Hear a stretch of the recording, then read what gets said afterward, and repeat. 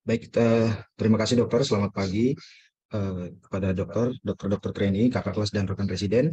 Izin mempresentasikan referat saya dengan judul terapi multidisiplin pada kanker rektum.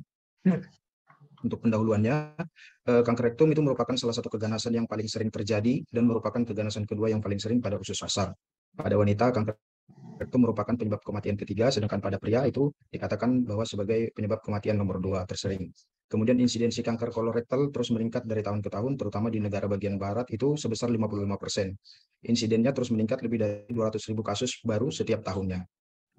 Kemudian mengulas sedikit anatomi dan fisiologi. Terdengar? Rektum merupakan bagian traktus gastrointestinal pada bagian pelvis yang merupakan lanjutan dari kolon sigmoid setinggi vertebra itu S3.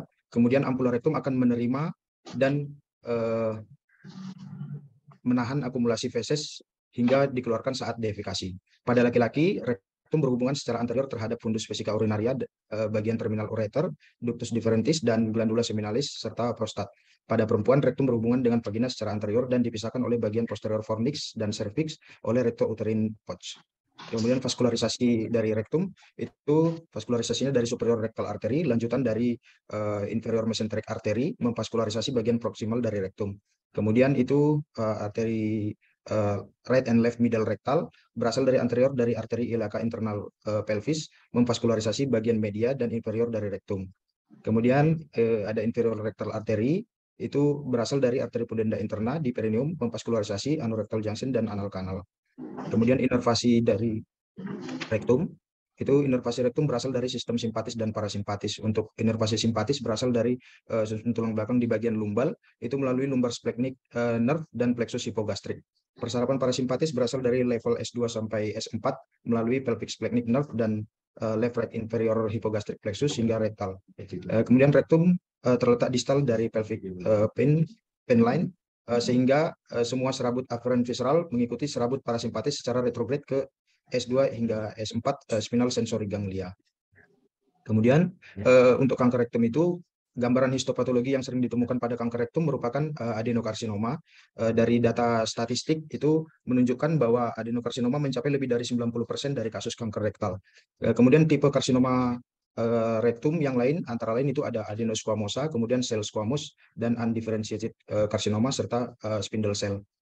Etiologinya, mutasi pada gen spesifik dapat menyebabkan terjadinya kanker rektum seperti pada kejadian kanker-kanker yang lain. Mutasi tersebut dapat sebagai onkogen, kemudian tumor supresor, dan pada mekanisme perbaikan DNA. Berdasarkan atas asal mutasinya, itu karsinoma dapat diklasifikasikan sebagai sporadik, inherited, dan familial. Faktor risiko pada kanker rektum itu sendiri, yang pertama ada usia di atas 50 tahun, kemudian riwayat adanya inflammatory bowel disease, adanya colitis ulceratif dan Crohn disease. Kemudian faktor risiko lain itu asupan makanan yang berlebih dan pasien-pasien dengan obesitas, kemudian peningkatan konsumsi daging merah. Untuk patogenesisnya, instabilitas genomik merupakan komponen penting untuk terjadinya kanker rektum. Mekanisme patogenesisnya dapat dibagi menjadi 3 jalur. Yang pertama itu chromosomal instability, kemudian microsatellite instability, dan CpG island methylator phenotype atau CIMP. Jalur chromosomal instability itu yang dapat disebut sebagai jalur klasik karena merupakan penyebab sebesar 80-85% pada kasus kanker kolorektal. Kemudian jalur ini mempunyai karakteristik adanya ketidakseimbangan pada jumlah kromosom. Untuk jalur microsatellite instability disebabkan adanya hypermutable phenotype dikarenakan adanya gangguan pada perbaikan DNA. Hilangnya ekspresi dari mismatch repair gain dapat disebabkan adanya kejadian spontan atau hipermetilasi atau mutasi germinal misalnya pada Lynch syndrome. Instabilitas epigenetik pada jalur CpG island methylator phenotype itu merupakan jalur yang umum terjadi pada kanker kolorektal. Karakteristik utamanya adalah adanya hipermetilasi dari promotor onkogen. Tanda dan gejala yang sering dijumpai pada kasus kanker rektum adalah yang pertama itu sering pada pasien-pasien itu asimptomatik dan terdiagnosis saat program screening. Kemudian adanya perdarahan dari rektum, adanya tanda-tanda tenesmus, kemudian evakuasi feses yang tidak tuntas, nyeri pada area pelvis dan rektum. Kemudian bisa juga adanya muncul gejala obstruksi, kemudian hematoskesia dan perubahan pada pola buang air besar. Kemudian pada tumor rektum yang disertai dengan metastasis dapat menyebabkan gejala tergantung pada lokasi metastasenya. Untuk diagnosis, berbagai pemeriksaan yang bisa digunakan mulai dari pemeriksaan fisik hingga pemeriksaan penunjang. Di antaranya yang paling pertama itu kita lakukan dengan digital rectal examination, kemudian endoskopi atau sigmoidoskopi, kemudian ada juga endorectal ultrasound, barium enema double contrast, kemudian CT kolonografi, CT scan, MRI, endoskopik ultrasound, dan pemeriksaan biopsi dan histopatologi. Untuk digital rectal examination itu harus dilakukan pada semua kasus. Pemeriksa harus melakukan inspeksi dan inspeksi adanya lesi eksternal yang terlihat pada kulit perianal, termasuk hemoroid eksternal. Fungsi awal sphincter juga harus dinilai, kemudian dinilai adanya perluasan hingga ke superior dan inferior, keterlibatan sirkumferensial dan jarak anal pars dari massa massa apapun dapat terpalpasi. Kemudian sigmoidoskopi dan kolonoskopi juga merupakan metode diagnosis yang paling sering digunakan pada kanker rektum. Meskipun sigmoidoskopi fleksibel merupakan metode diagnostik yang akurat, kolonoskopi kadang masih diperlukan untuk evaluasi beberapa bagian polip atau tumor kolon. Kemudian evaluasi endoskopi dapat digunakan untuk menentukan diagnosis dan terapi. Pemeriksaan endoskopi dapat menentukan jarak dari linea dentata atau anal pars, lesi sirkumferensial, serta kecurigaan risiko obstruksi. Kemudian ini endorektal ultrasonografi dapat digunakan untuk menilai tumor pada ukuran T1, evaluasi limfonodi, dan jaringan perirektal dengan menggunakan probe di dalam rektum secara langsung atau dengan bantuan proktoskopi. Kemudian CT kolonografi itu merupakan metode lain yang dapat digunakan untuk diagnosis diagnosis kolorektal. Kemudian ini dapat digunakan untuk visualisasi organ di luar kolon serta lumen kolon dan rektum. Kemudian CT scan, ini dapat digunakan untuk identifikasi invasi tumor di luar rektum dan organ sekitarnya, misalnya ke saluran tractus urinarius, ke vesika urinaria, dan organ reproduksi. Sulit untuk membedakan lining dari dinding usus, CT scan juga dapat mendeteksi penyebaran limfonodi pada area retroperitoneal atau penyebaran ke area liver. Kemudian MRI itu mempunyai kelebihan untuk mendeteksi lesi kanker pada tahap awal dan lebih sensitif dibandingkan CT scan untuk mendeteksi metastase pada liver. MRI juga baik untuk menentukan stadium lokal T dan N. Kemudian biopsi, pengambilan sampel biopsi dari massa rektum penting untuk memperoleh jaringan yang cukup. Biopsi sebaiknya diambil dari tengah dan margin lesi. Jika lesi hanya diambil dari luar perifer, komponen invasif dapat terlewatkan, sedangkan jika lesi hanya diambil dari tengah, yang dapat ditemukan bisa hanya berupa jaringan nekrotik tanpa adanya sel yang neoplasia. Kemudian tumor marker, beberapa tumor marker non-enzimatik dapat digunakan untuk mengkonfirmasi tes invasif. Selain itu dapat digunakan untuk screening dan evaluasi respon terapi pada kanker rektum. Tumor marker yang dapat digunakan antara lain yaitu CEA, kemudian CA19-9, kemudian tisu polipeptid spesifik antigen, dan tumor antigen of colorectal cancer atau TAG72. Kemudian untuk stadiumnya berdasarkan ACZ, penentuan stadium kanker berdasarkan tumor, nodul, dan metastasenya. Penentuan stadium yang akurat akan memberikan informasi mengenai lokasi dan ukuran dari tumor primer rektum. Selain itu juga akan memberikan informasi mengenai lokasi jika terjadi metastasis. 10 menit lagi. Oke, dokter, siap, dok. Ya. Penentuan stadium yang akurat dapat berpengaruh terhadap terapi dan menentukan tipe intervensi surgical dan pilihan dari terapi neoadjuvan. Ini tabel untuk staging atau stadium dari kankernya. Kemudian untuk tata laksananya, itu manajemen kanker rektal itu sangat bervariasi dikarenakan adanya peningkatan risiko rekurensi lokal. Perbedaan manajemen tiap pasien termasuk dari teknik pembedahan, penggunaan terapi radiasi, dan metode kemoterapi. Pendekatan manajemen kanker rektum itu multimodal dan melibatkan tim multidisiplin. Pilihan terapi berdasarkan stadium TNM-nya, di sini dikatakan bahwa stage 0 itu polipektomi atau tindakan pembedahan, kemudian stage 1 pembedahan dengan atau tanpa terapi kemoradiasi, kemudian stage 2 dan 3 itu pilihan terapinya pembedahan, kemudian terapi kemoradiasi, terapi radiasi preoperatif diikuti dengan bedah dan kemoterapi, kemudian ada terapi kemoradiasi postoperatif. Untuk stage 4 dan kanker rektum yang rekuren itu bedah dengan atau tanpa kemoterapi dan radiasi, kemudian terapi sistemik, imunoterapi, dan terapi paliatif. Tata laksana pembedahan itu tergantung pada faktor pasien dan faktor tumor dengan tujuan untuk mengoptimalkan fungsi dan survival dengan risiko rekurensi yang paling rendah. Pilihan pembedahan pada kanker rektum yang resectable antara lain ada eksisi lokal, kemudian sphincter sparing, diantaranya ada low, very low, dan ultra low anterior resection, serta ada abdominal perineal resection. Ini pembedahan yang radikal itu tujuannya untuk kuratif, baik metode abdominoperineal resection dan total mesocolon eksisi itu dapat mencapai circumferential margin clearance yang cukup. Kemudian total mesorectal eksisi itu meliputi eksisi mesorektum yang diikuti dengan anatomi plan dari pelvis. Kemudian pada pasien dengan keterlibatan sphincter yang kompleks, reseksi abdominoperineal dapat menjadi pilihan. Pada pasien tanpa keterlibatan sphincter kompleks, itu preservasi sphincter dan proktektomi memungkinkan untuk dilakukan. Pada proktektomi yang restoratif, defunctioning stoma dapat direkomendasikan untuk mengurangi morbiditas terkait adanya kebocoran anastomose. Kemudian eksisi transanal lokal dapat menjadi pilihan pada pasien dengan tumor rektum ukuran kecil, kurang dari 3 cm. Kemudian rendah dalam 9 cm dari anal first dan kurang dari 30% dari lumen, serta tidak ada bukti adanya keterlibatan nodul. Teknik yang paling umum dari eksisi lokal merupakan transanal excision, itu di mana dengan eksisi tumor rektum dengan bantuan anoskop. Kemudian ini merupakan eksisi seluruh kedalaman atau full thickness eksisi dengan negatif deep margin dan minimum lateral margin 1 cm. Ini transanal endoscopic microsurgery merupakan modifikasi eksisi lokal dengan mengkombinasi visualisasi dari binokular stereoskop dengan operating protoskop. Ini merupakan alternatif untuk tumor yang terletak 4-18 cm dari anal first. Kelemahan dari metode ini adalah biaya yang lebih mahal serta waktu operasi yang lebih lama. Kemudian abdominoperineal resection itu merupakan pendekatan surgical pada low rectal tumor dan tidak dapat diindikasikan pada prosedur sphincter sparing. Tindakan ini meliputi reseksi kolon sigmoid, rektum, dan anus diikuti dengan kolostomi permanen. Teknik ini diindikasikan ketika capaian negatif distal margin tidak memungkinkan dan prosedur sphincter sparing atau adanya rekurensi lokal. Kemudian ini LAR itu digunakan pada kasus tumor yang terletak bagian atas hingga tengah rektum, kolon sigmoid dan rektum direseksi hingga level di mana distal margin bebas tumor dan diikuti anastomose primer antara kolon descendent dan rektum distal. Pada kanker yang terletak di rektum distal tanpa invasi ke sphincter anal, very low anterior resection atau ultra low anterior resection dapat direkomendasikan. Ini neoadjuvan, radioterapi neoadjuvan dengan atau tanpa kemoterapi mulai banyak digunakan bersamaan dengan reseksi surgikal pada manajemen primer kanker rektum. Kepentingan untuk memberikan kemoterapi dengan radioterapi adalah induksi penurunan ukuran tumor, meningkatkan preservasi sphincter, dan meningkatkan respon patologi.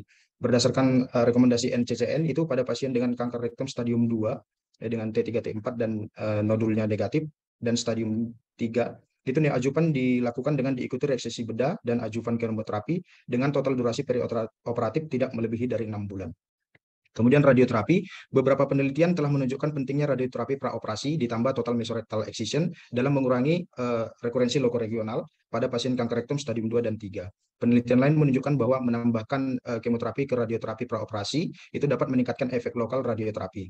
Penambahan kemoterapi bersamaan untuk radioterapi praoperasi menghasilkan peningkatan yang signifikan dalam kontrol lokal dan hanya sedikit meningkatkan toksisitas akut tanpa mempengaruhi kepatuhan terhadap radioterapi, kelayakan operasi, atau kepatuhan kemoterapi adjuvan. Namun tidak ada peningkatan yang signifikan dalam kelangsungan hidup secara keseluruhan. Ini untuk tambahan, linear accelerator itu suatu pesawat yang mempercepat partikel bermuatan positif atau negatif. Ini digunakan untuk mematikan sel tumor maupun kanker pada pengobatan dengan radioterapi. Pada linak yang terbaru yaitu dengan menggunakan MRI, menggunakan pencitraan MRI bersama dengan radioterapi untuk mengobati kanker di seluruh tubuh dengan keunggulan spesifik untuk tumor jaringan lunak. Pengiriman radiasi pada MRI linak sepenuhnya terintegrasi dengan MRI sehingga dapat memberikan radiasi atau memantau target secara bersamaan. Untuk pendekatan multidisiplinnya, ini adanya tim multidisiplin, strategi terapi untuk perencanaan terapi berdasarkan pemeriksaan pencitraan yang akurat, terapi neoadjuvan dan tata laksana bedah yang presisi, diikuti dengan penilaian oleh patologi. Tim multidisiplin merupakan potensial yang baik untuk memadu rencana terapi, menggunakan semua data yang tersedia, hasil pencitraan, dan opini para ahli. Penerapan tim multidisiplin itu sering dikenal sebagai pertemuan dari tim multidisiplin itu dikenal sebagai istilah tumor board, dan konsep dari tumor board tersebut sudah dimulai sejak tahun 70-an di Amerika. Konsep multidisiplin kemudian diikuti di berbagai negara, di Inggris itu tahun 95 dan di negara Eropa serta Australia yang lain untuk kepentingan meningkatkan kualitas pelayanan pada pasien kanker. Core member di Amerika itu terdiri dari minimal 1 ahli bedah, kemudian ahli patologi, ahli radiologi, ahli onkologi, dan perawat yang khusus. Tiap anggota harus menghadiri pertemuan minimal setengah dari semua pertemuan. Di Kanada itu dikatakan bahwa tim multidisiplin didefinisikan sebagai tim interdisiplin yang terdiri dari 20 peneliti dan pembuat kebijakan, ahli epidemiologi, psikiatri, ahli anak, ahli bedah, dan ahli onkologi. Peran dari tim multidisiplin itu akan menyediakan forum untuk berkumpul dan diskusi secara rutin terkait aspek diagnosis dan terapi pada pasien. Kemudian terdiri atas ahli bedah, ahli radiologi, patologi, ahli onkologi, perawat, serta konsultan lain yang dapat mendukung. Tim multidisiplin akan mengkaji informasi dan mengumpulkan opini para ahli sehingga keputusan manajemen dapat dibuat berdasarkan respon pasien. Kemudian pasien yang baru terdiagnosis dengan kanker rektum dipresentasikan pada tim multidisiplin minimal 2 kali. Yang pertama untuk menentukan terapi definitif dan yang kedua setelah dilakukan terapi definitif. Pada presentasi pertama protokol kanker rektum, hasil MRI, CT scan dan pemeriksaan periotip lain dapat ditunjukkan dan didiskusikan. Kemudian pada pertemuan kedua gambaran TME dan data lain dari hasil bedah didiskusikan untuk menentukan terapi lebih lanjut. Manfaat dari tim multidisiplin itu beberapa studi menunjukkan manfaat terkait penerapan tim multidisiplin antara lain dapat meningkatkan koordinasi pelayanan, stadium klinis preoperatif, terapi multimodal, stadium secara patologi dan aspek teknik bedah yang diterapkan pada kanker rektum. Itu kekurangannya adalah adapun beberapa kekurangan itu keterlibatan pasien untuk diskusi dikarenakan pasien tidak dilibatkan dalam pertemuan tim multidisiplin sehingga harus dipastikan bahwa pilihan pasien dan pertimbangan sosial sudah dipertimbangkan. Sekian presentasi dari saya, Dokter. Mohon arahan, Dokter. Oke, terima kasih. Ini cukup lumayan presentasinya. Mengingat bahwa dari sisi patogenesis, di mana ada 3 jalur terjadinya suatu cancer, yaitu CIN, kemudian microsatellite instability, dan CPG island methylator phenotype. Ini kita masih jauh panggang dari api. Artinya begini, apakah dari 3 jalur itu akan ada suatu perbedaan metodologi terapinya? Kita belum tahu sampai saat ini. Pokoknya adenokarsoma ya sikat adenokarsinoma, LAR, kemudian kemoradiasi. Nah, ini sebenarnya yang pantas hadir di sini Dr. Nur. Karena Dr. Nur itu dia praktek di poli kanker terpadu. Itu. Jadi mestinya ada suatu informasi tim multidisiplin itu sejauh mana sampai saat ini melakukan suatu terapi pada colorectal cancer. Tadi dikatakan bahwa terapi colorectal cancer itu kan timnya banyak sekali, ya toh? Dari dokter bedah, onkologis, kemudian patologis, kemudian radioterapis, kemudian mungkin perawat yang spesifik. Ini menghandle suatu setiap pasien dengan colorectal cancer dipresentasikan 2 kali sebelum dilakukan suatu dan setelah tindakan. Nah, ini yang sebenarnya arahnya di Sarjito itu sudah betul. Hanya kita tidak layak itu memang walaupun sudah diberikan suatu pusat kanker terpadu. Tapi kalau pasien kita yang bedah digestif itu ikut di sana, itu nanti itu tambah kredit sudah nggak karuan itu. Ya. Jumlah pasien di sana lebih dari 300. Kemudian setiap kali kita itu pasien kita di bedah digestif itu saat ini sekitar 30 sampai 50 sekali praktek itu. Nah, berarti nanti tambah tidak nyaman pasien itu. Kemudian yang lebih penting lagi adalah mungkin perlu ditambahkan di sini adalah dari masing-masing stadium yang ada itu kemoterapi yang paling banyak apa? Itu ya. Nanti ditambahkan ya, kemoterapi yang paling banyak pada stadium 1 itu perlu atau tidak, misalnya seperti itu. Kenapa tidak perlu? Padahal di referensi itu mengatakan stadium 1 itu ada suatu rekarensinya. Ya, ada angka kekambuhannya gitu. Walaupun kecil tapi ada itu. Kemudian stadium 2, kemudian regimennya apa? Kemudian kalau misalnya ada suatu namanya mutasi itu apa yang paling banyak digunakan. Kemudian antara neoadjuvan, adjuvan kemoterapi itu yang dipilih yang mana gitu. Jadi ada hal-hal yang mungkin secara umum kita harus tahu seperti itu supaya kita bisa komunikasi dengan teman sejawat kita dari mungkin onkologi, mungkin kahom dan radioterapi. Yang penting juga down staging itu mungkin disinggung itu kapan itu down staging itu dilakukan, berapa lama, caranya seperti apa. Itu ini nggak ada ini di sini.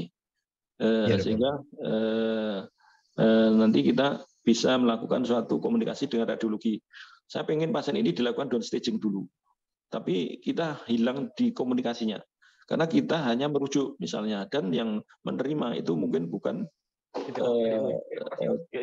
dokter ya, mungkin hanya perawatnya. Oke, silakan yang mau bertanya. besok Ini yang mungkin sampai besok pensiun. operasi nggak? 1 minggu. Oh, Halo, silakan. Izin bertanya, dokter. Ya. Izin dengan Leli, dokter. Hmm. Izin bertanya kepada Dokter Ferry, ada beberapa pertanyaan. Yang pertama, terkait diagnosis dari, tadi kan ada pemeriksaan penunjang untuk diagnosis colorectal cancer. Itu kan ada yang MRI, ada yang CT scan, ada yang kolonoskopi. Mungkin selama ini kita juga kadang bisa pakai colon in loop juga. Itu kira-kira indikasi dari masing-masing pemeriksaan penunjang itu apa? Ketika pasien datang, itu kapan kita cek colon in loop, kapan kita cek CT scan, kapan kita cek MRI, kapan kita cek kolonoskopi gitu. Sama kapan kita cek MRI. Kemudian yang kedua tadi ada tulisan bahwa pengecekan tumor marker untuk diagnosis itu ada CA199 di situ. Kira-kira korelasi antara CA199 dengan kanker rektum itu bagaimana? Dan yang ketiga, yang terakhir tadi terkait kan tadi di akhir Dr. Ferry itu bilang bahwa kita sekarang itu kekurangannya kita tidak mengikut sertakan pasien ke dalam multidisiplin itu.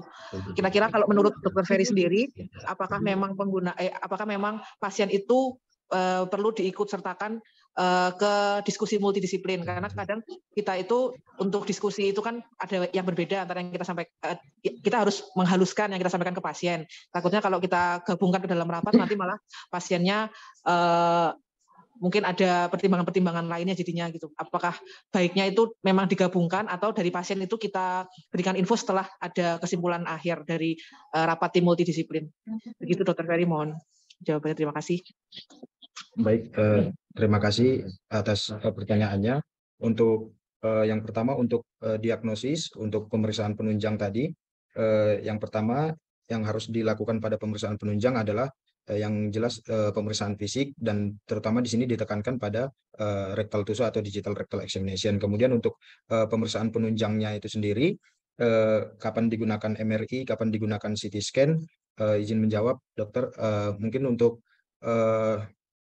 di sini yang sering kita lakukan itu adalah CT scan setelah pemeriksaan penunjang. Salah satunya yang paling sering kita gunakan adalah CT scan, karena di sini CT scan itu sendiri dapat menilai invasi tumor di keluar rektum atau ke organ-organ sekitar untuk menentukan apakah tumor tersebut masih resectable atau unresectable itu. Tapi untuk CT scan itu sendiri dikatakan bahwa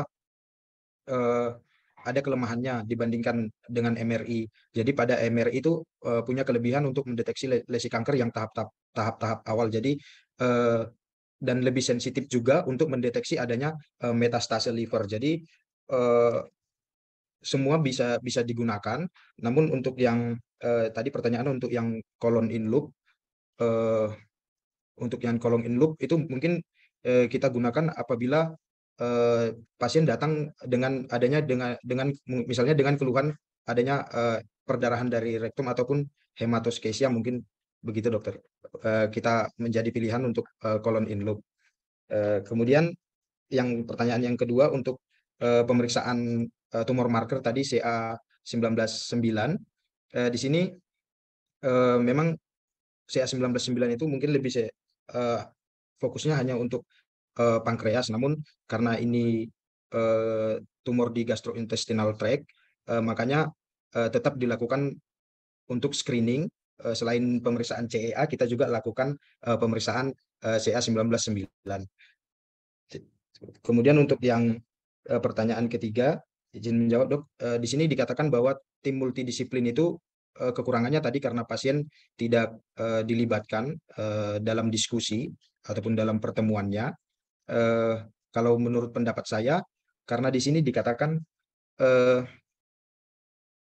ini merupakan kekurangan, jadi menurut pendapat saya mungkin dari sumber yang saya dapatkan ini, setelah dilakukan beberapa riset ataupun penelitian bahwa pasien itu perlu dilibatkan dalam tim multidisiplin atau dalam pengambilan keputusan, karena yang pertama sekaligus untuk edukasi, karena untuk pasien-pasien yang awam juga akan lebih susah edukasinya untuk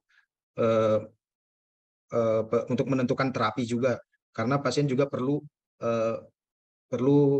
dilibatkan sebagai pengambil keputusan untuk menentukan metode terapi mana yang paling berkenan untuk dilaksanakan, dokter? Mohon arahannya, dokter. Gimana, Lel? Lel, Ren? Siap, dokter. Mungkin Udah. tadi yang belum yang endoskopi ya, dokter? Enggak, kamu puas belum jawabannya itu tadi? Tadi yang pertama tadi kayaknya endoskopi belum dijelaskan, dokter. Ya. Cuman itu yang kamu kurang serak, cuman itu aja. Iya, dok, karena kalau setahu saya kalau ada keluhan pendarahan saluran cerna tuh ke endoskopi. Jadi gitu, dok. Jadi nanti mungkin kalau terbahasa di endoskopi jadi tahu kira-kira indikasi dari CIL itu sebetulnya apa. Gitu, dokter. Ya, oke. Jadi pada prinsipnya suatu modalitas diagnostik itu yang kita ambil paling utama adalah apabila dia mempunyai sensitivitas, sensitivitas dan spesifitas yang paling tinggi. Itu adalah nomor 1. Dikatakan apa itu? Kolonoskop itu 100% sensitivitas spesifitasnya untuk menegakkan diagnosis daripada CA kolorektal. Itu berarti nomor 1 itu yang harus kita ambil, begitu. Kemudian yang kedua, kan itu baru untuk menegakkan diagnostik. Padahal yang perlu ditambahkan lagi adalah staging preoperatif, ya kan? Itu nanti kan itu akan menentukan strategi terapinya kalau sudah ada staging preoperatifnya itu. Staging preoperatif tadi dikatakan MRI itu lebih sensitif daripada CT scan, gitu. Tapi untuk mata saya itu sulit sekali membaca MRI itu, saya itu sulitnya luar biasa itu. Sehingga saya kadang itu ngikut aja itu. Kalau saya mendetail daripada atau mengulang kemudian mendetail ulang dari deskripsi mereka, saya kadang tidak mampu itu. Di yang mana itu harus perlu adanya suatu tim dari radiologi.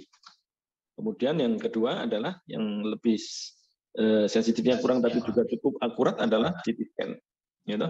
CT scan. Jadi kita mengambil modalitasnya itu berdasarkan urutan sensitivitas dan spesifisitasnya. Kok menggau bergema ya? Kenapa kok bergema ya di situ ya? Kemudian untuk apa itu namanya CA199 itu memang beda antara marker kolon sama pankreas. Jadi kalau pankreas itu tidak masuk di dalam GI tract, tetapi dia masuk dalam sistem pencernaan. Ya, dia sistem pencernaan masuk, tapi bukan GI tract. Kalau GI tract ya dari oral sampai anal itu adalah GI tract. Tapi kalau sistem itu ya nanti melibatkan hepatobiliar pankreas. Itu adalah sistem pencernaan makanan, itu ya. Sistem sama GI tract itu berbeda, coba diperhatikan. Kemudian mungkin kalau yang CA199 itu juga harus diperiksa pada CA kolon, apabila mungkin menurut saya adalah lebih pada kalau ada suatu kedekatan topografinya. Misalnya, kalau dia CA rekti ya mungkin nggak perlu. Tapi kalau CA kolon transversum, mungkin kita perlu itu. Jangan-jangan di antara sistem itu, antara sistem GI tract pankreas sama kolon itu jangan-jangan kan berdekatan. Mana saling mempengaruhi itu? Yeah. Ya, itu mungkin jadi ada selektif di dalam mengambil keputusan marker lain atau marker CA199 untuk mendeteksi adanya suatu kanker pada CA kolon itu. Karena hampir tidak ada pada CA kolon itu yang CA199-nya meningkat. Jangan-jangan yang meningkat itu adalah karena dia terinfiltrasi oleh CA pankreas itu. Kemudian yang ketiga, apakah pasien itu dilibatkan? Kalau saya itu mungkin selektif. Selektif dalam artian tergantung derajat pendidikan si pasien itu. Karena pasien itu kadang kalau pergi ke dokter itu dia hanya bilang pokoknya saya mintanya sembuh aja Pak Dokter. Nah, itu kan suatu sikap yang kita jadi katakanlah jadi tidak bisa mungkin tidak bisa memenuhi keinginan pasien itu apabila stadiumnya itu sudah cukup lanjut, mungkin seperti itu, dia pokoknya saya mintanya sembuh. Nah, itu so kadang nanti saya takutnya kalau dia diikutkan dalam seperti itu mengakibatkan suatu diskusinya itu sangat berkepanjangan, harus menerangkan dari awal sekali, kemudian memakan waktu yang cukup lama, sehingga mungkin selektif aja orang educated yang mungkin bisa kita ikutkan dalam proses penentuan terapi pada CA kolorektal. Mungkin itu dari saya. Ada mungkin pertanyaan yang lain? Terima kasih, dokter. Ya. Ada lagi pertanyaan? Bila tidak ada, itu tadi ditambahkan ya, Mas Ferry ya, Mas Ferry ya. Iya dokter, siap dokter. Ya. Oke, karena mungkin sudah tidak ada yang bertanya. Terima kasih atas presentasinya dan selalu belajar. Ini adalah masalah yang paling banyak kita hadapi pada bedah umum adalah tumor kolorektal. Kita yang di center masih belum bagus tim multidisiplinnya karena berbagai macam faktor. Untuk itu jangan sebosan-bosan untuk tetap belajar sampai kita pensiun. Terima kasih atas pertemuan pagi ini. Mudah-mudahan bermanfaat. Kita akhiri pertemuan pada pagi hari ini dengan alhamdulillah. Selamat belajar dan kita tutup pertemuan ini. Terima kasih. Terima kasih dokter. Terima kasih dokter. Live ya. Iya, dokter.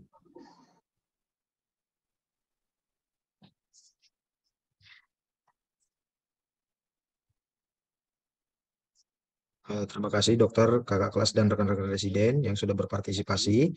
Izin mengakhiri link Zoom dalam 3, 2, 1.